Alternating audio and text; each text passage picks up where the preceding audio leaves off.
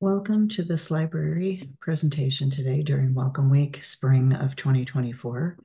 My name is Laura Rice, and I am the library director here at Saybrook University, and I welcome you to learn more about how you can become a library power user.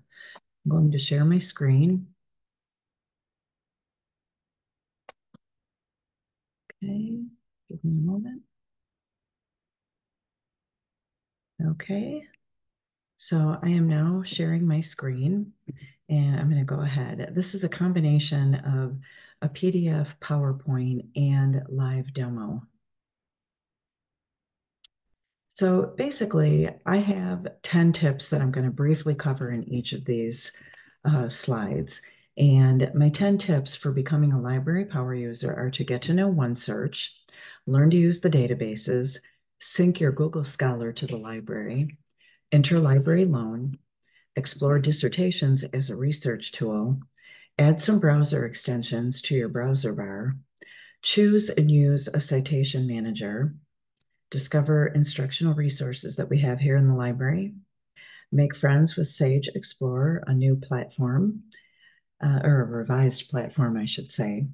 And finally, and probably most importantly, so it shouldn't really be in the last position, is to learn how to get help from the library. First of all, what's in the library? Well, we have over 340 databases. We've got over 80,000 full text and abstracted journals. We've got over 400,000 academic ebooks. We have a variety of streaming videos across a few different suppliers. We have the majority of full-text theses and dissertations completed in the US and internationally, and even one day, your dissertation, if you're in the PhD program, will be included in our ProQuest database. We have an interlibrary loan system to obtain items that are not in our collection, instructional guides and citation manager tools, and we also have library staff as well as a live librarian chat service, which I'll talk to you about in a bit. You do want to be logged into the library to access our resources. Now, you don't have to be logged in to use the library. You can just freely bookmark our library website and you can use it. And you can get to some of the content in there. But in order to get to all of the content, because a lot of the content is paid subscription content, you will want to be logged in. The first thing you want to do is make sure that you get to know OneSearch. So, what is OneSearch? Well, OneSearch is kind of like the Google search of the library collections. So it's a discovery tool, meaning that it helps you to discover content in a variety of databases and journals and other such things. So one of the top things, it's very easy to find. It's very easy to navigate. It's easy to find because it's right on the homepage of the library. You can do simple or advanced searches in it. You can search beyond our library. It connects you to those resources that you can get from other libraries that through our interlibrary loan. So it's integrated with that. It helps you discover content in places outside of a single database. So a lot of times you came from an undergraduate or another graduate degree and you got familiar with a particular database, and you may have just kind of become familiar with using it. And that's great if you're using a particular database like Academic Search Ultimate, but there are a lot more databases out there, and OneSearch helps you to get to know those. You can do citation tracking and mining right from OneSearch, your results. So you can go down the path of a variety of names, citation tracking, referencing. So it's basically looking up the resources in a particular work, like having a handy reference list that's linkable right within. You can search multiple databases at the same time. And finally, you can do quick saves to your account. You actually do have an account within say you automatically have it when you log in with your Saybrook email and password. So you can track what you've borrowed, your search history, if you have articles you want to come back to and read. Right now, I'm going to show you OneSearch. So I'm going to go back and forth between my tips and showing you a live demo.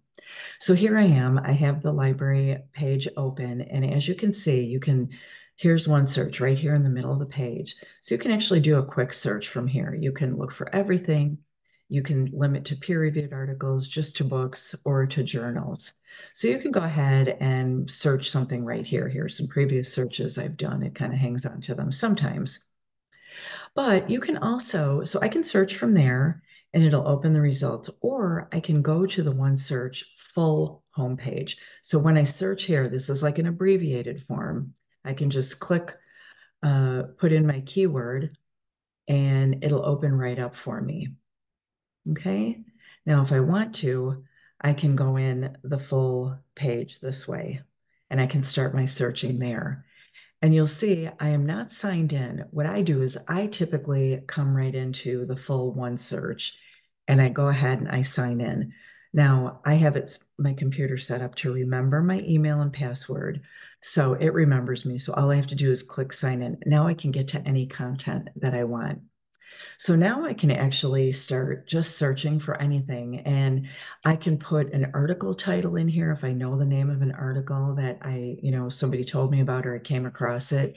I can put that in. Typically, if you're putting in an article title, um, new Earth Day presentation. So let's say there's an article by that name.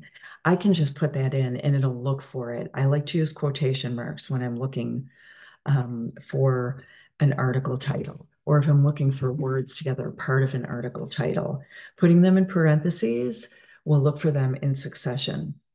The quickest way, and the way most people use OneSearch, is just to put your terms in there. So let's say I'm interested in knowing whether a low-fat diet can, if there's any relation between multiple sclerosis and a low-fat diet. Okay, so I'm looking for articles that will have both of these topics in there.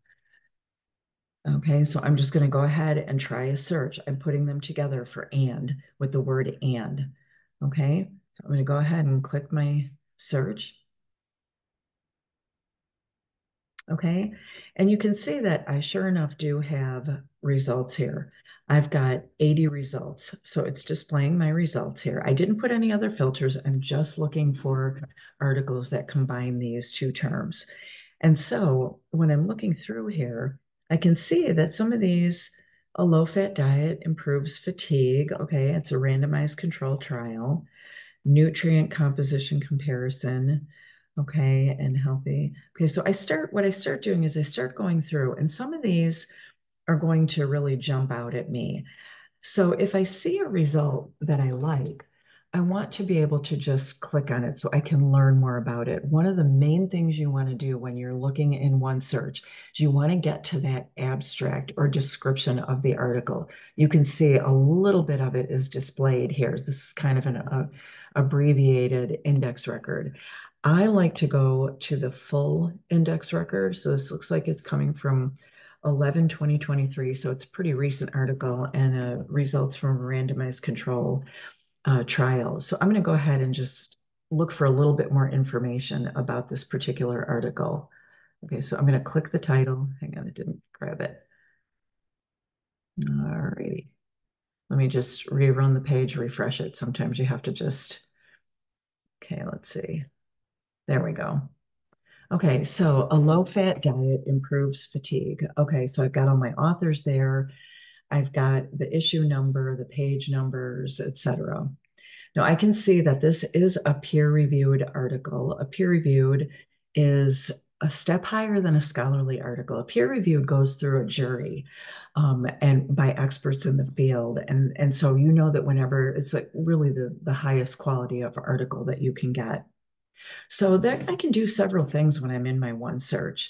I can certainly just download the PDF. I can click it. This is probably an HTML link right to the journal. Okay, I can download it. There are a few different citation manager options here.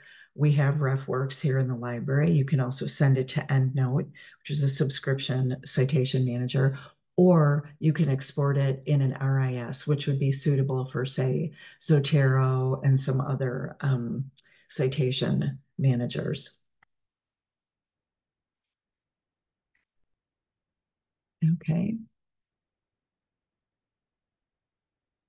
Excuse me for one moment. So the other thing you can do is you can go ahead and print it out. You can choose that option. Okay, you can go ahead and print the article. This would actually just print the index record. You can permalink. You can get a permalink. So let me tell you what a permalink is. When you are doing searches or you're in a database and you're accessing the article, anything that's coming in this top URL bar is really just a temporary location for this article. This is not exactly where you're going to find the article. The article is in a database and you want to get to the database. So in this particular case, this is a PubMed article. So you're going to want to copy the permalink to the clipboard, not the search. This is just based on the search you're doing. So always use that permalink or a persistent link or stable link option. You can grab a citation for this article. I've got mine set up for APA 7th. So every time I have a citation, I can copy this and drop it into my bibliography or whatever. You can email the article to yourself and come back to it. Another thing you can do is you can pin your article. I'm signed into OneSearch, as you recall. If I pin it, it'll get saved to my favorites, and I'll show you that in a moment. You can see where this article is available. It's available in 2 different databases, so I can click to those and get to it there. Here, I can further search for some of the author names. You can see that they're hyperlinked. I can look up those authors for other work that they might have done. I can also look up by subject terms. So this is controlled vocabulary about this article. Keywords is natural language that we use every day, and we might search with that. Subject terms or thesaurus terms or controlled vocabulary are a higher level of terminology. These articles are read and identified as articles actually on the topic of multiple sclerosis versus just multiple and sclerosis appearing in some article. It's actually about low-fat diet and multiple sclerosis. Okay. And again, you have the ability to read the description or the abstract. And you remember I talked to you about citation mining. So this is what's good. A lot of times you're reading a paper and the bibliography is not hyperlinked and you have to go and like copy and paste. Sometimes if it's in a PDF, you can't really copy and paste it. You have to type it all out. With OneSearch, you can look for that bibliography list right within the index record. So if I click that, it's listing sources that are cited. So this allows me to go down the path of looking for additional articles that I might want to look at. Okay. So OneSearch will find articles cited in the present article, and it will look for articles that it cited. Okay, so both on both ends. Now, the article we're looking at is a relatively new article, so it's not showing up in other citations. These are things that were cited in this particular article. So I'll just go back to the original article we were at. So this is good because it allows you to get a lot of information, and it's a good way to know whether you think it's going to work for you or not. Now I can come back over here. As you recall, to get back to my search here. So this was my search. Now you see, remember I pinned that one article that was in the citation. So I might not have time for it now, but I have time for it later. So I'm going to pin this particular article. You can see it shows up. I might not have time to evaluate it, but based on looking at the title, I think this is going to be a good article for me. Okay, and then when I'm finished with it, I can unpin it and take it away if I've determined that I don't need it anymore or I've used it. There are some other things with OneSearch that you can do, and we'll talk about that a little bit. I'll leave this page open and we'll go back to our presentation. But the other thing I forgot to mention, you can do filters. So if you only are interested in peer-reviewed articles, you can apply that filter. Okay, so now I went from 80 results to 44 results. I'm only pulling up peer-reviewed articles right now because that's all my professor told me that I could use. So now you have that opportunity. You can also put different, now I have it filtered already, so other things are not showing up. But if it was a variety, I could specify I just want videos or books. I can specify the date. Maybe I don't want articles back to 1981. Maybe I only want them from 2015 to the present. Okay, so I can put that limiter and it further limited me. So now I'm peer reviewed and I'm only this year. So, but it's fewer results, but it's closer to what I want. You can also do subject terms here. You can specify that I only want articles in relation to, nutrition or nutrition and dietetics. Okay. So that's taking advantage. You really want to make sure that you're using OneSearch. It's a great place to start. It's a great starting point. It's good. It's very powerful. And I recommend that you start your searching here. Okay. So now that I told you about OneSearch, I can tell you that you should also learn to use the databases, the individual databases. So databases are, I told you we had over 300 of those. There's a lot of searching that can go on in databases that can make life very efficient for you. You can do search strategies in there. You can be subject specific. You can look up just articles. You can look up just ebooks. You can use the thesaurus or that subject or controlled vocabulary to find out what terms you really should be using to search. You can look in subject specific databases or multidisciplinary databases. You can set up your searches to exclude or include things. One thing that you want to do is you want to come to the A to Z database list. So I'm here at my library page again, and you'll see I've got my A to Z database list here. This is where we list out all of our databases. Okay, and you can see I've got 343 databases here. I will point out that you don't see Saybrook up here. You see the Community Solution Education System. We are in a consortium with our partner school. Okay, and here are the other libraries, Chicago School, Colleges of Law. What this means for Saybrook is that we have access to way more content than we ever could have had if we were just trying to purchase subscriptions for Saybrook alone. The Chicago School is a much larger university than us, and we have buying power with them. We have the Kansas Health Science Center, that's all medical databases. They're very costly. They rely on these databases, and so we get access to a lot of them, not all of them, but many of them. So this shared system is really good for us. So whenever you're out online and you're looking, you want to think of the library as not just Saybrook, but also as the Community Solution Education System, or TCS as it used to be called. So when you come to the A to Z database list, you're going to see some things and you're going to start to see database names, and they all have a little description with them. They all have a series of little icons with them. There is an icon legend on the page, so you can see what is unique about this kind of, if you just want streaming videos, you're going to look for the little movie icon. Here's the most important icon on here is this one down here at the bottom. It's an icon of a little magnifying glass, and it says indexed in OneSearch. So we were just looking at index records in OneSearch. If you do not see this little icon after one of these databases, you can see a few of them here. So I'm going through and you can see that some of these don't have that icon. Okay, this one does. This one does. If you're not seeing that icon, you want to search in that database individually if it's relevant to you, because it means it's not going to show up in a OneSearch search. Okay, so make sure you kind of look through that. Familiarize yourself with this list. You can search it by the name of the database if you know you're looking for psych info, for instance, or psych, let's say psych articles. Okay, you can pull it up like that. Okay, or I can delete this.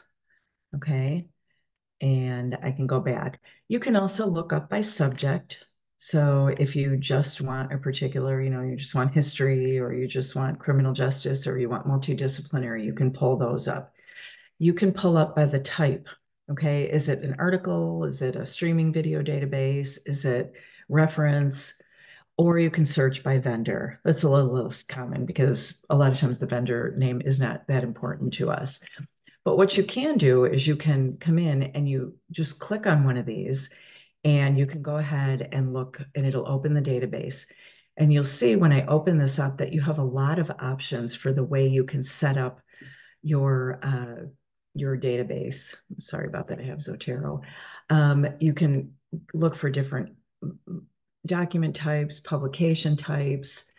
Now here you can look for cited reference. This happens to be just a citation database that I opened up. You can look up indexes, so you can go ahead and do your searching. Here's another one, Academic Search Ultimate.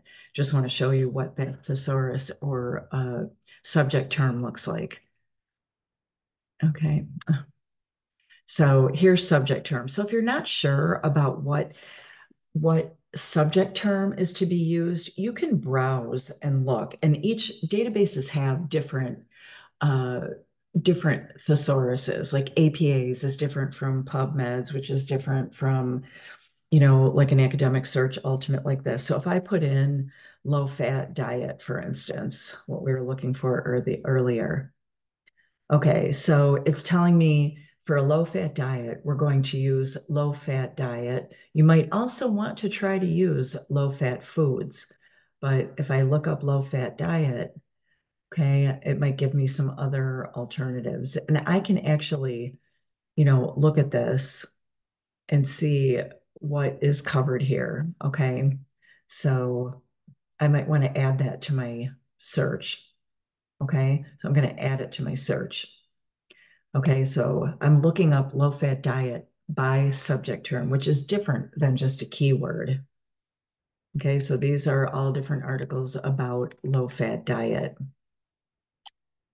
Okay, so you can see that you can look by a number of different kinds of terminology. You can look by, if you're doing company research, if you're using subject terms, you can set it to look up an author name, ISSN, anything. So really spend some time. We do have a learning guide about databases, which I will show you where to find. I need to keep moving along here because I still have a lot of tips and we want to be conscious of our time. Sync Google Scholar to the library. So Google Scholar is fine. It's a good companion to your library research. You can search for scholarly material in a way that you're used to searching. You're used to searching on Google, so you can do it in Google Scholar, and it behaves similarly. It's great for searching, but it's not always good for full text access or for setting parameters to filter your searches. And one thing it can do is you can connect your Google Scholar to the Saybrook Library, so you can access things right away. We do have instructions on how to sync your Google Scholar. I'm just going to come over here and I'm going to show you. So if I just try that search I did in sclerosis and low fat diet. Okay, I'm just going to try that. So you can see, so I've got 239,000 results. Okay, that's like way too much. I had 80 in TCS library with this same search. Now you're going to find that a lot of this is old. Okay, I'm getting a 1970 article and I'm getting a 1953 and I'm 2005. So maybe not always the best. Now I can customize it a little bit. Maybe I only want to take articles from 2020. And you'll see, because you'll see with these results that you're seeing a lot of view it at TCS ES libraries, the Community Solution Education System. Okay.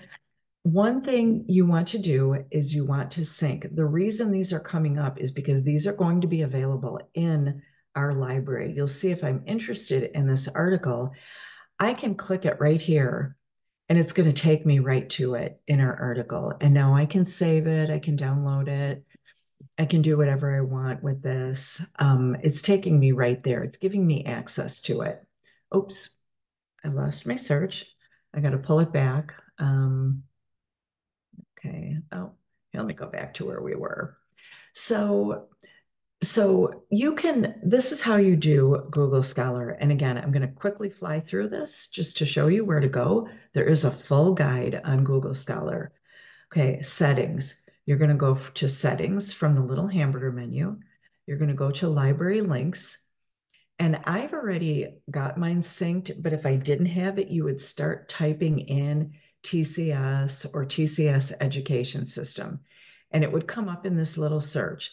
You put a checkbox in there and you save it.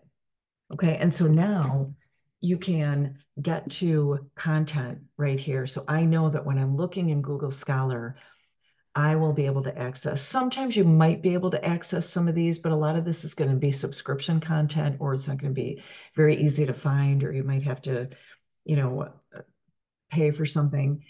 Now you can sync and you'll be able to access these things that we do have in the library. So that would be an important one. I will show you shortly where to find that guide, but it is linked here as well.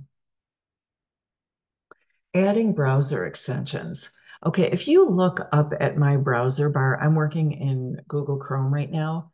You'll see I've got a lot of browser extensions. Okay, there's a lot of little shortcuts up here. I want to call a few, I want to call a few of these to your attention. One of them is LibKey Nomad. Okay, so LibKey Nomad is this little teardrop shaped uh, uh, icon. And this is a good one for connecting content that you find online. Okay, so I'm just going to do a sample search for you. Okay, I found this article. I want to do this in the interest of time. I'm going to look this article up. Okay, so it's by Vera Pan. Okay, it's a 2012 article. Okay, so I'm just going to go ahead and click this article right here. Okay, so you'll see that this normally when you're searching, you're just going to find this and you're going to try to get in and you can't figure out how to get a full text link. Um, if I open Firefox, okay, I have to stop sharing for a moment and share my full screen. Okay, okay, so I'm going to put these side by side.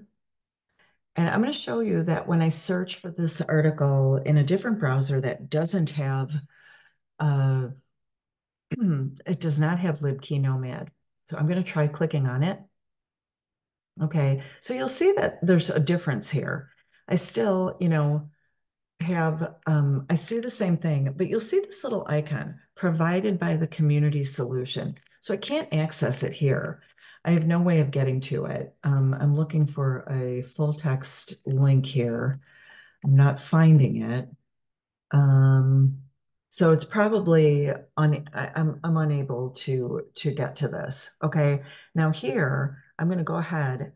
I'm synced with LibKey Nomad, so it automatically finds articles that we can get in the library. So you're seeing that it's taking me over uh, to the article. Okay. So here I am, and it's taking me right to ProQuest. I have no way of doing that over here because I'm not connected with this. So I've got the full text here. I've got the full text HTML. Okay. So this is a really great tool to have.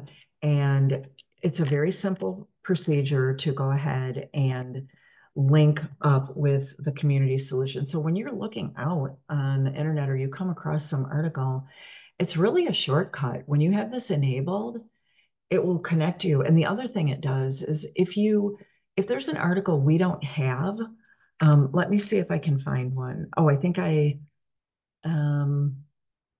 let's see. There was an article that we didn't have. Let me try it here. Let's see. Let's see if I search it. Let's see what happens. Okay, this was an article in Science Direct. Let's see what happens. Okay. All right, so now you'll see I don't have an article link here, but I do have access options. Okay, so what it's going to do is I click that, It's taking me back to OneSearch. You remember OneSearch. Okay, now you can see that I can save it to my to things, but we don't have this journal. We don't have the American Journal of Medicine from 2003. But what I can do is I can click this link. Oh, I forgot to sign in. Okay. I can click the link. And what it'll do is it'll search in another library. And then I click get it. And I just have to acknowledge copyright and send this form. And I'll get a digital copy of the article. Now, I would have never known that. I would have had to copy and paste this, go and look back in our library for it. You'll see that if I look at that article in Firefox where I don't have, okay, I don't have, remember that I didn't have, oops, I tried to click on this. Okay. It's just giving me a short synopsis of it, but I have no way of getting to it. Okay. So you'll definitely want to take advantage of these LibKeyNomad. Also, another great one is this one here. It's called YouTube Summary with ChatGPT and Claude. I don't know if any of you have been using generative AI, but let's say you're looking for a video, sclerosis video. Okay, let's say I was looking in YouTube. Okay, I'm just going to come here. Mayo Clinic explains multiple sclerosis. Have you So, ever heard of drinking warm water okay, before bed for high blood sugar and type 2? okay. So Thousands of if you people are look, apparently regaining let me control of just their. stop it here. Um, so the transcript and summary, because I have this Chat GPT, it'll give me a full transcript of the video, but it will also generate an AI summary for me. So you can see it's giving me all the text, and it's also summarizing this video for me so I can see all the different content that might be included in here. So if you're quickly trying to determine whether a YouTube video is going to be helpful for your learning or if it's something you're interested in, you can just install this little browser extension. Another good one is I use Zotero, and a lot of Saybrook students use Zotero as their citation manager. If you have your Zotero, I have to open my Zotero. If you want to save something to your Zotero, you're going to want to just open it. But I can come here and I can save this. This little icon of a paper here is saving this link for me. Okay. And I can just go ahead and it's saving it. And then when I open my Zotero, I can go back to it. Okay. Actually, I probably want to save uh, the video itself. You can do citation generation for this. So really get to know these little browsers. It tells you if a source is credible or not. So kind of a cool thing. Anyway, I saved that. It already saved it for me right here. Okay, so there's a lot of different ones out there, citation generators, Google Scholar, Zotero, things like that. So I'll show you where to find LibKeyNomad. First, I want to talk to you. I just kind of briefly mentioned the interlibrary loan. When you are when you're in OneSearch, remember I said that you can get things from other libraries, and I just showed you that OneSearch with using LibKeyNomad. If you're going through things and you are just not finding what you're needing, you'll want to expand your search. You want to include results from other libraries. So what I want to do here is I have two ways of doing this. I can either click beyond my library. So here, everything is in Saybrook, or beyond my library, which is interlibrary loan. I can either choose that in the drop-down menu and rerun the search, or I can simply go, didn't find what you were looking for, click here to expand your search. So what it's doing now, I was at 31 results. Now I'm at 43. It looked for other articles. So here's one. a randomized controlled trial of low-fat diet for fatigue and multiple sclerosis. Okay, this one was not available to me. It's a relatively new article from last April.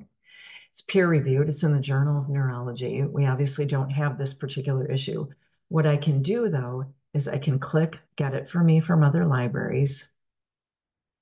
Make sure you're signed into OneSearch. I can click Get It. I can acknowledge copyright, and I can send for it. Okay. I have so many students who do not realize that they have this option available of expanding your search to other libraries. We borrow from other libraries, they borrow from us. Librarians are sharing people. So please take advantage of this. Always remember, if you're not finding things, please try to expand your search and do interlibrary loan. Now, remember, we can't request full books. We're fully virtual, but we can request single chapters of a book. So you can have one chapter of a book. And usually articles, they come into your inbox anywhere from, I'd say, an hour to 24 hours. Most of the time, you'll get them in the same day. So make sure you take advantage of interlibrary loan. We do have an entire page on interlibrary loan on the library website. Another thing you should do to become an efficient searcher, especially as you're getting closer to the dissertation stage, is to explore dissertations as a research tool. A lot of people don't look at dissertations because they're not considered peer-reviewed sources, but the advantage to them is that they present original research. They're a sneak preview of ideas and findings yet to reach the public. You can find a lot of references in your in dissertations. People are just like you, and they're looking for all kinds of information. So you can find extensive bibliographies. They can provide inspiration for you for formatting and presenting your own ideas, graphs, charts, etc.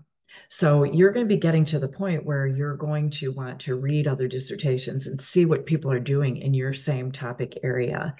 And I find that a lot of students at Saybrook really do. It's a good thing they find it very helpful once they think about looking for dissertations. It also provides insight into the early work of a person or topic. A lot of authors who become well known in their fields, it's nice to go back to their dissertation and see where they came from and how did they start to develop their concepts. So it's kind of interesting.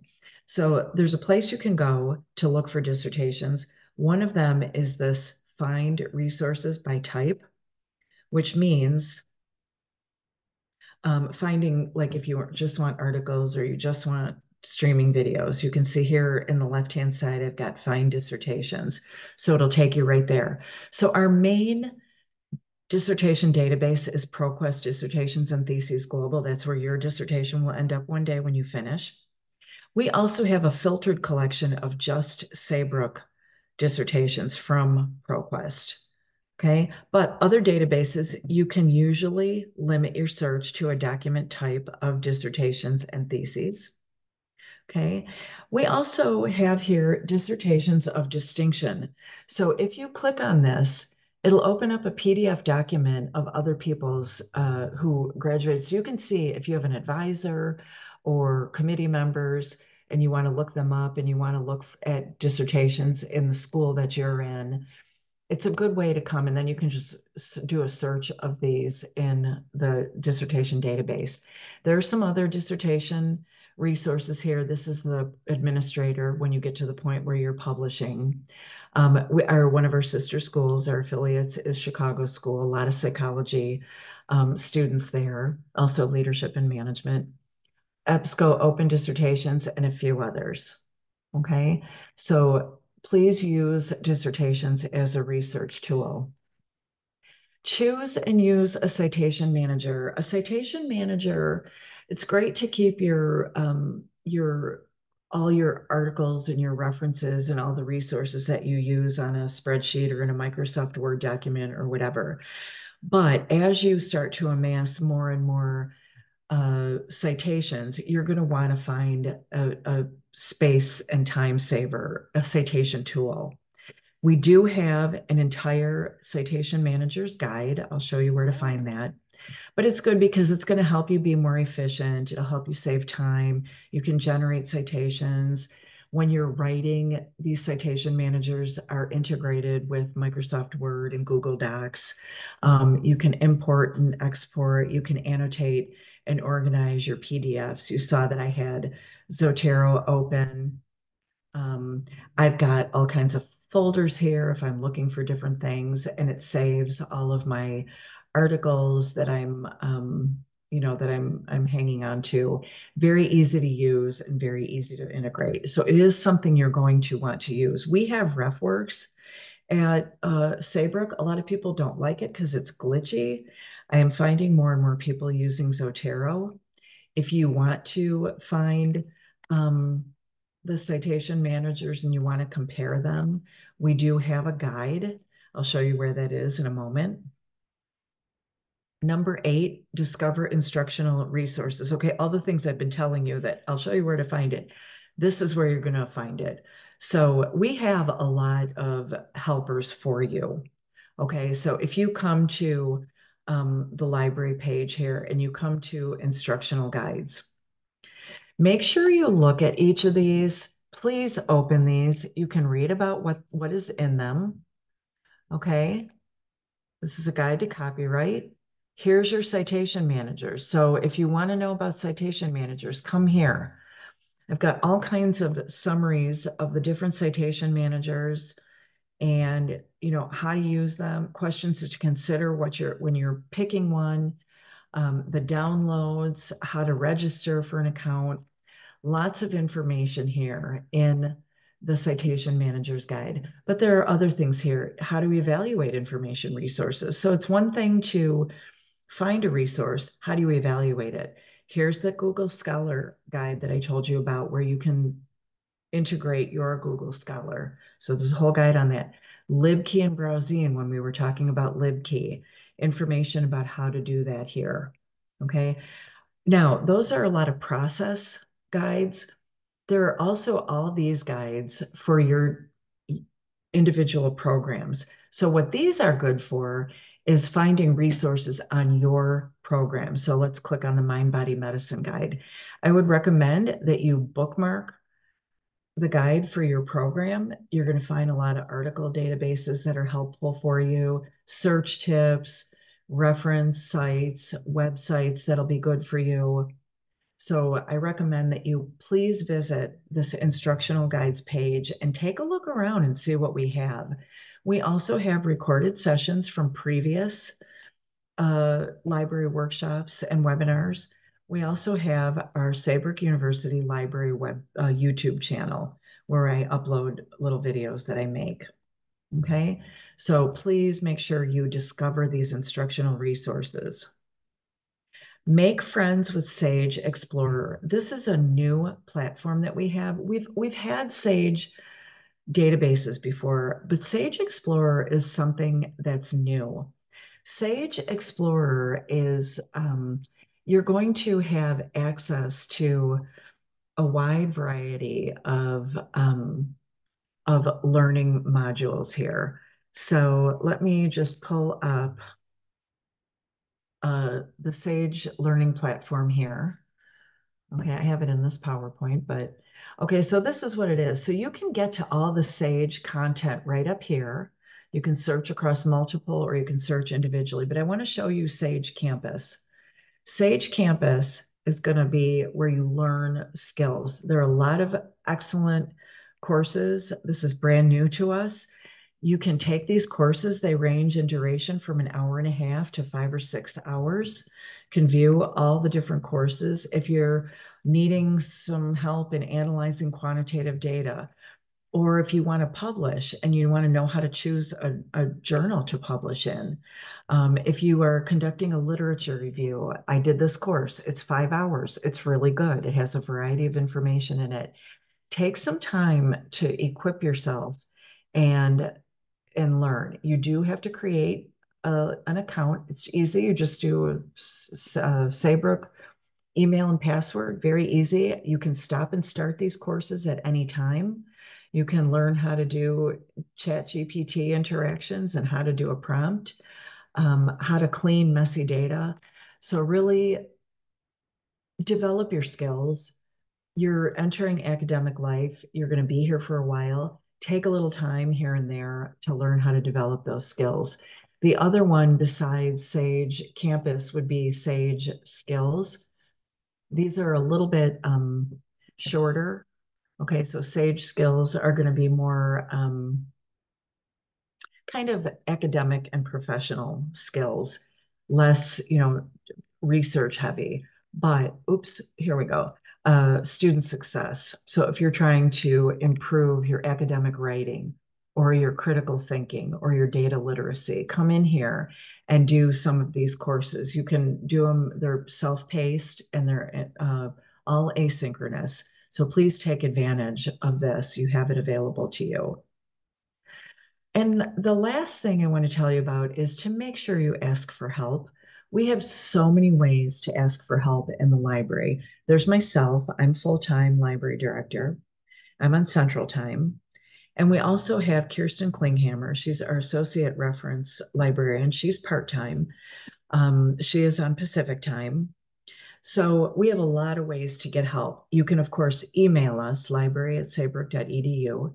We have a live chat on our site, and it's in a number of places when you're on here. Every time you see this little Ask the Library, this will come out and it'll prompt you to start a chat. This is not with a chatbot. This is with a real librarian. It's not me, it's not Kirsten, but it is going to be with a professional librarian who can help you through a lot of stuff. If they have something Saybrook specific, they might pass it off to one of us, but they can answer a lot of your questions, help you find something, give you ideas for keywords, answer a question, point you in the right direction. So please take advantage of that. You can do a reference consultation. We have an appointment scheduler on the home page of the library. Let me go back to the home page here. And I'm going to come down to right here, Get Help. So you click the Get Help link. And oh, that's not what I wanted. I apologize. I wanted to click Schedule Appointment. I'm going to show you Get Help in a moment. But let me just click on Schedule an Appointment. So you can make your appointment here. You can pick either no preference. You can do a 30-minute or 1 hour. You look for an available time. Let's say you want to meet on Friday, April 26th. These are the times available. And you can go ahead and pick that time and then book the appointment. You'll get an email confirmation. Now make sure this defaults in Pacific time zone. If you're in, I'm actually in Central time zone, so I want to save it in Central time zone. So now I'll see what time it is in Central. Okay, so make sure please, some students can't believe how much how helpful it is when they just come for even a 30-minute, like just to get you over that little hill you're trying to get over. Okay, I'll go back here. We have library drop-in hours on the homepage. We have a calendar down here. So we'll put any library sessions that we have. Every other week, we have evening library drop-in hours, and every other Monday and Tuesday, we have library drop-in hours. So make sure you're taking advantage of that. All you have to do if you want to, you can come right at that time, or you can sign up in advance if you know you're just, but a lot of times drop-in hours is just that. You drop in at the last minute because you have a question. So look for that. We have forms on our, actually, I should just take you to the Get Help page. This is where you can see all the different kind of help you can get. I do have these forms here. You can ask a question. This goes to a lot of people in the community solution education system. You can suggest a purchase. I've had students suggest purchases, and we accommodate when we can. You can suggest a journal or a database. These are a little trickier because they're a little more expensive and they're only infrequent, but you're free to ask. Or you can provide library feedback. Let us know how we're doing. If something's not working for you, or you think something, you have an idea that something should be changed, please let us know. You can email me here at the library. Another important thing is to make sure you're checking out the frequently asked questions. Okay, these are going to give you some answers to some quick questions. This is a new one because we're getting questions about this. So I included it. How do I cite a generative AI source? Okay. So that would be number 10. So I hope this was helpful to you. Again, feel free, library@saybrook.edu. Come and visit us in the library. Make sure you're chatting with us, emailing us, whatever it is. Please make sure you get the help that you need and take advantage of how full this library page is. We have a lot of content here. I do want to mention one last thing before I forget. We are part of the Academic Commons. So the Academic Commons is a combination of all these different departments: writing and academic success, library, online learning and teaching, sponsored programs, IRB, Department of Research, and dissertation services.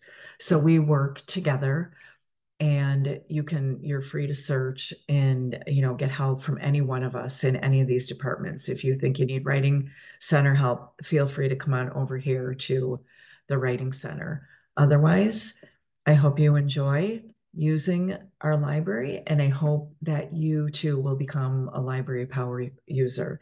Thank you for watching this video today. Have a great rest of your day. And that concludes this presentation.